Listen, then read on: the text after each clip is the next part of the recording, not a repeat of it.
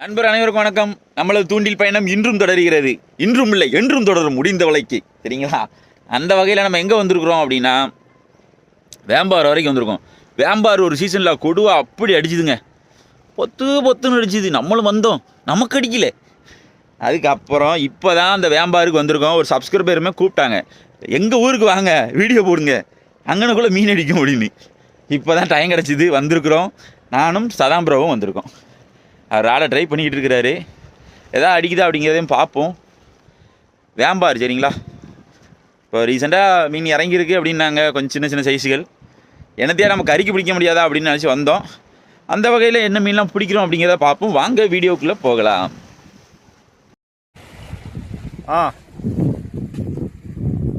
வெற்றிகரமாக முதல் மீன். கண்ணாடி போகிற மாதிரி இருக்கான். கண்ணாடி பாருங்க, சரியான போயிட்டு கொடுக்கானா. அரை கிலோ தான் இருப்பான்.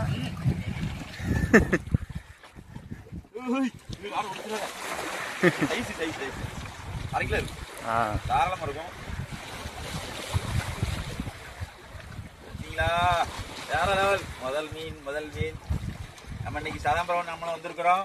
முதல் மீன் நம்ம பிடிச்சிருக்கோம். இனிமேல் சதாம்பரம் வேற ஏதாவது பிடிக்கிறாங்களா அப்படிங்கிறத பார்ப்போம். முதல் மீன் போனி பண்ணியாச்சு. இதை ரிலீஸ் பண்ணிட்டு அடுத்த காட்சியை பார்ப்போம்.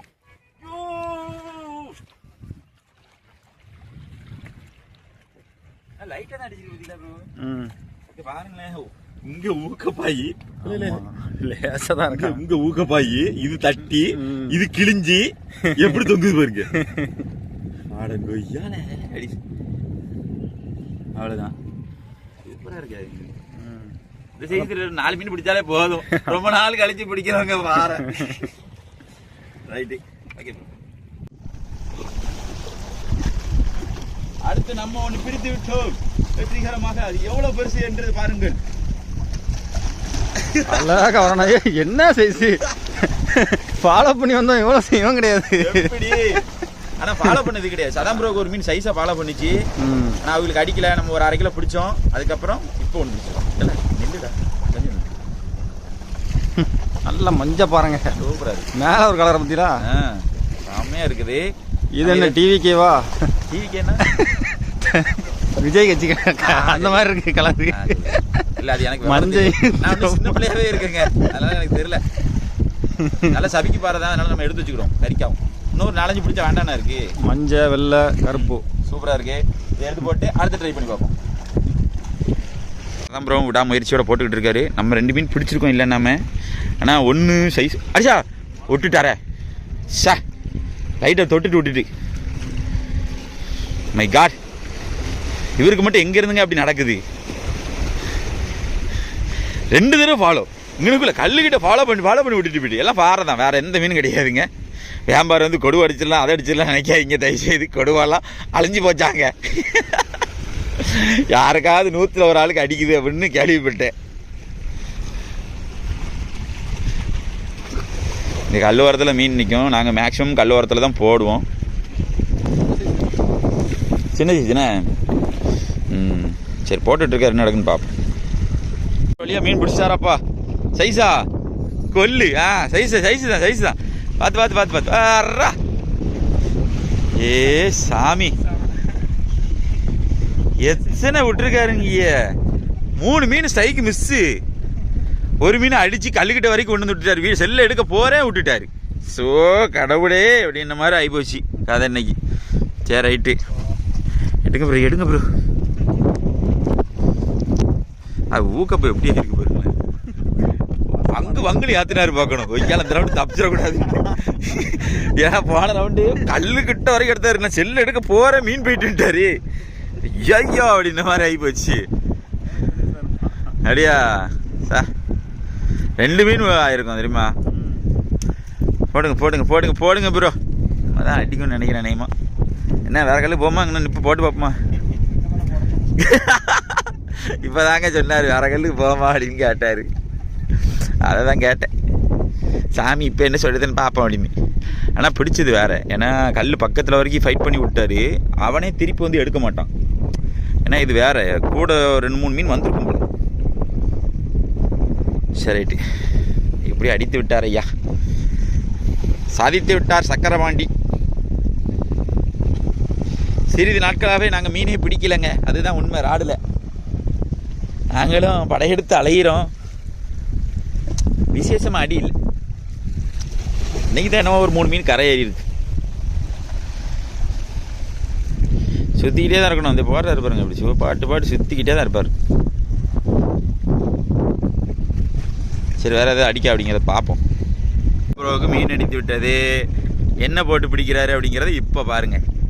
எதில் சிக்கல் அடிச்சிட்டா?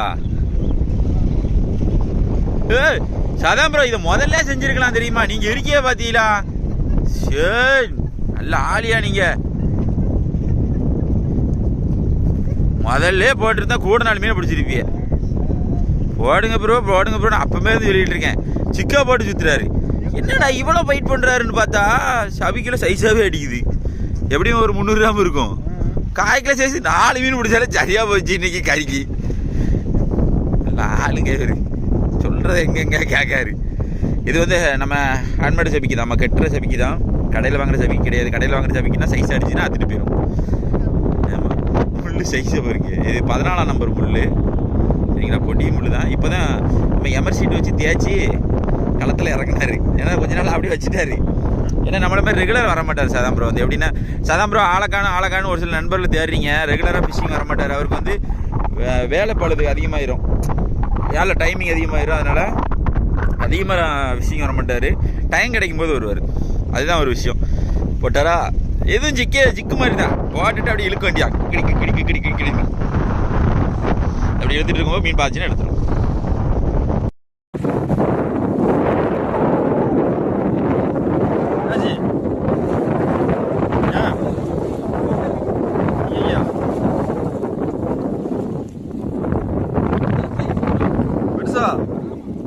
பார்த்து தூக்கிடுங்க எப்படியாச்சும்.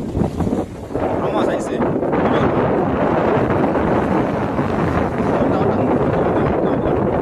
இங்கே உள்தாயிருக்கு. தூக்கிடுங்க. ஃபாலோ பண்ணி வந்தானே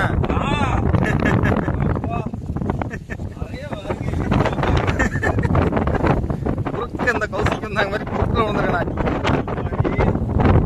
சைஸு அதே எப்படிதான் ரொம்ப உள்ள ஆயிலே மாட்டலாம். பிடிக்கிறதே கொஞ்சம் கவனமாக பிடிக்க வேண்டியிருக்கேன்.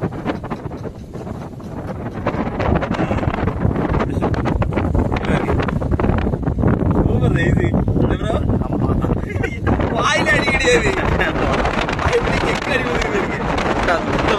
வேற எங்க இருந்தாலும் போயிருப்பான். கரெக்டாக அந்த சைடு பயங்கரமா இருந்தா பிரைட் அக்குறதான் நினைச்சு நல்ல வேலைக்கு.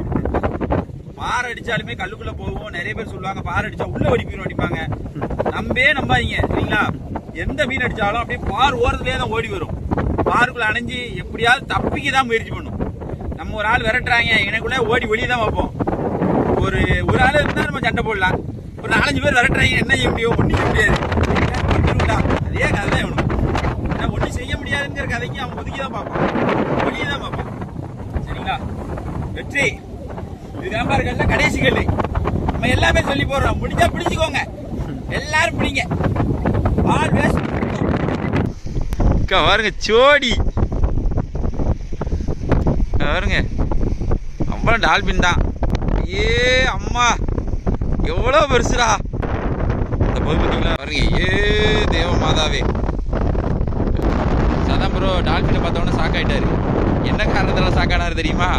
டால்பின் நின்னா மீன் நிற்காது, ஏன்னா களைஞ்சிரும். மீனை திங்கிறதுக்கு தான் அது வரும். இருந்தாலும் விடாமுயற்சியை போட்டு பார்க்காரு. எவ்வளோ அழகா தெரியும். சதான் ப்ரோ டால்ஃபினே பிடிக்க ஆரம்பிச்சிட்டாரு. அதையாவது பிடிக்காம விட மாட்டேன்டா அப்படின்னு. அது மீன் மாதிரி தானே தெரியும் ப்ரோ, உங்க கட்டையும் மீன் மாதிரி தான் தெரியும். தெரியுதா?